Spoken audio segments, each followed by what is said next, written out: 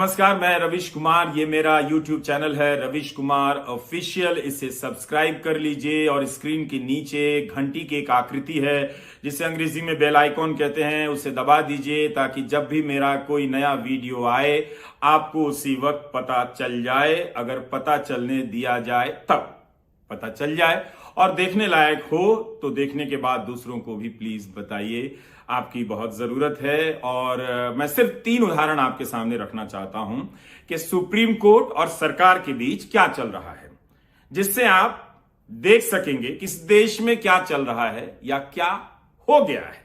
कहीं ऐसा ना हो कि बहुत देर हो जाए।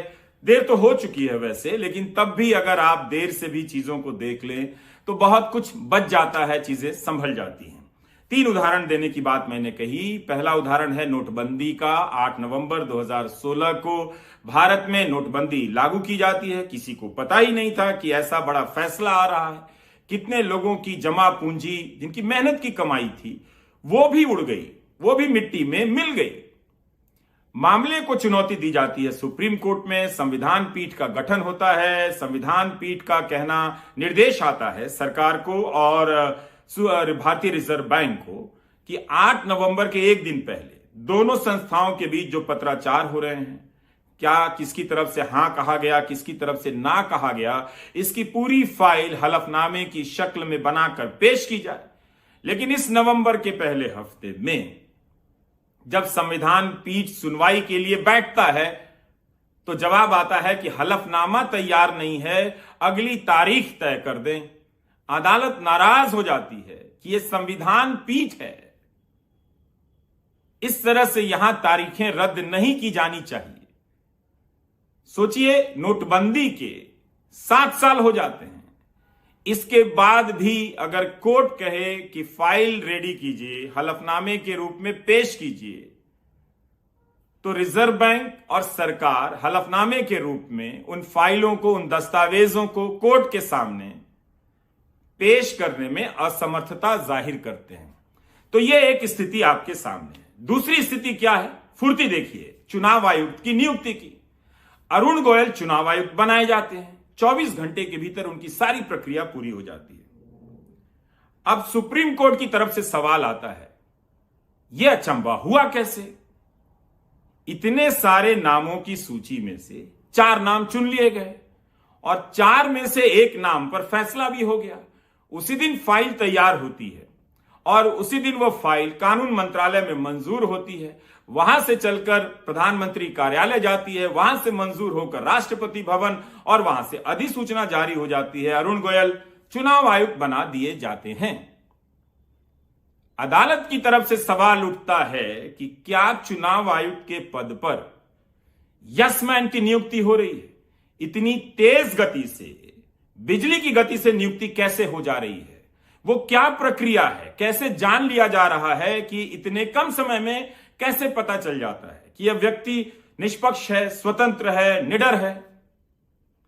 चुनाव आयुक्त के पद पर ऐसा व्यक्ति होना चाहिए जो प्रधानमंत्री की भी जांच कर सके।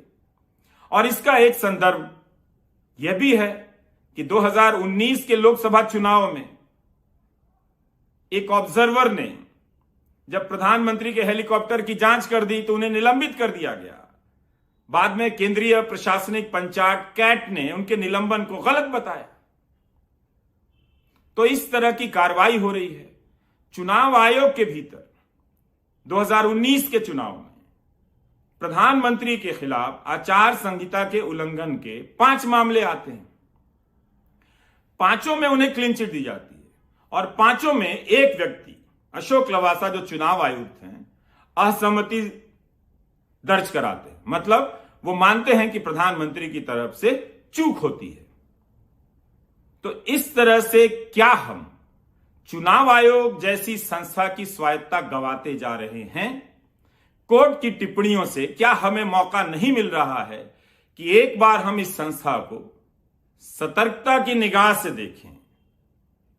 जिस तरह की टिप्पणियां अदालत की तरफ से आई हैं अरुण गोयल की नियुक्ति की प्रक्रिया को लेकर, वो कोई सामान्य बात नहीं है।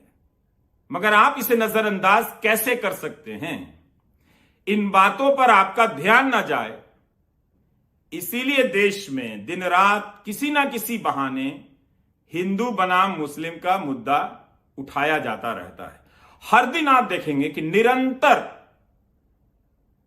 इसकी कोई कमी नहीं है, हर समय सप्लाई पूरी हो जाती है इस पूरे मामले की। अब जो तीसरा मामला है वो जजों की नियुक्ति का मामला है। कोर्ट ने आज जो कहा वो बहुत बेहद गंभीर बात है। कोर्ट ने अटॉर्नी जनरल और सॉलिसिटर जनरल से कहा कि सरकार को बता दीजिए कि देश के कानून का पालन करना पड़ता है। अगर अदालत को यह कहने की जरूरत पड़ जाए कि सरकार को बता दीजिए कि देश के कानून का पालन करना पड़ता है, इसका मतलब है कि देश में कानून का पालन नहीं हो रहा है। जो बेहद गंभीर मामले हैं, जहां बड़े फैसले हो रहे हैं, उन मामलों में सरकार की तरफ से जो पारदर्शिता है वो साफ साफ नहीं है, उस पर पर्दा डालने की कोशिश की जा रही है। कानून मंत्री इन दिनों जजों की नियुक्ति की प्रक्रिया को लेकर सवाल उठा रहे हैं। यह मामला बहुत दिनों से चला आ रहा है, इस पर बहुत सारे लेख लिखे जा चुके हैं, बहस हो चुकी है, लेकिन इसकी आड़ में जो हो रहा है उसे देखने की कोशिश कीजिए। क्या आज कोर्ट ने कानून मंत्री के बयान की जो आलोचना की है, उस आलोचना के जरिए इस खेल से पर्दा हटा दिया है ताकि आप देख सकें।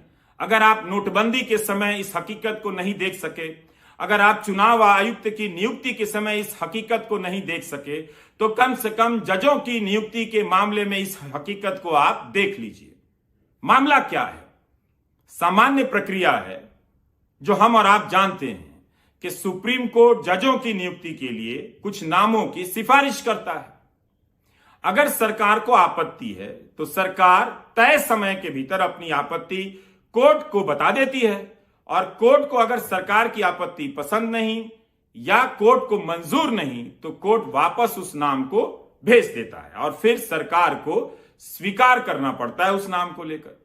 लेकिन आज कोर्ट ने क्या कहा? आज कोर्ट ने कहा कि डेढ़ साल से अधिकांश नाम लंबित हैं, जबकि एक तय समय के भीतर सरकार को यह बात बता देनी पड़ती है, मंजूरी दे देनी पड़ती है, पृष्ठभूमि वगैरह की जांच की मंजूरी दे देनी पड़ती है। लेकिन जो देरी हो रही है उससे कोर्ट आज नाराज हो गया। कोर्ट ने कहा कि ऐसा क्यों हो रहा है, हमें समझ नहीं आ रहा है। अगर जजों की नियुक्ति समय पर नहीं होगी तो पहली बड़ी जो समस्या है वो सीनियरिटी को लेकर है। अगर जो नाम मई के महीने में भेजा गया है उस पर कोई फैसला नहीं होता है, अगर किसी वजह से नाम पसंद नहीं सरकार को, इस पूरी बहस से तो यही निकल कर आता है, और उसके कुछ महीने बाद एक नया नाम आता है जिसपे सरकार मंजूरी देती है, तो मई के महीने में जिनका नाम गया है वो तो अगस्त या सितंबर के महीने में जिनका नाम गया है उनकी तुलना में जूनियर हो जाएंगे, अगर उनकी नियुक्ति का फैसला बाद में होता है तब। इससे एक व्यवहारिक समस्या तो आती ही आती है। तो कोर्ट ने बहुत ही कड़ाई से आज ये बात सरकार के सामने रख दी। अटॉर्नी जनरल, सॉलिसिटर जनरल से कहा कि बताना चाहिए सरकार को कि देश के कानून का पालन होना चाहिए। इसका मतलब है कि कुछ ऐसा गड़बड़ हो रहा है। चुनाव आयुक्त की नियुक्ति की प्रक्रिया के समय कोर्ट की टिप्पणियां आपने देख ली, जजों की नियुक्ति की प्रक्रिया को लेकर कोर्ट की टिप्पणियां आपने देख ली। अब आप कब देखेंगे? 24 घंटे में चुनाव आयुक्त की नियुक्ति हो जाती है और 6 महीने में, 1.5 महीने में सुप्रीम कोर्ट के जजों की नियुक्ति नहीं होती है। इससे होता यह है, नुकसान आपका होता है कि मामले लंबित होते चले जाते हैं, तारीख समय से नहीं मिलती, इंसाफ समय से नहीं मिलता,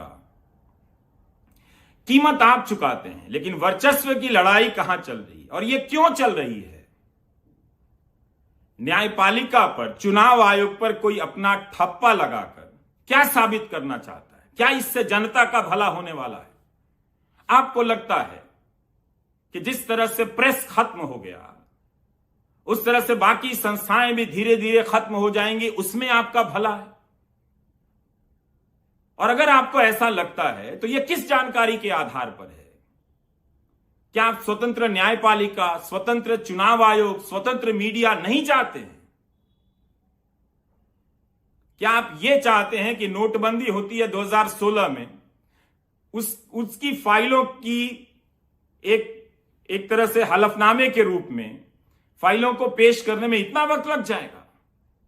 क्या अब भी आपको समझ नहीं आ रहा है, या आप देखना नहीं चाहते हैं जो हम दिखाने की कोशिश कर रहे हैं? देखते रहिए, देर तो हो चुकी है, लेकिन अब भी देखते रहिए। नमस्कार, मैं रविश कुमार।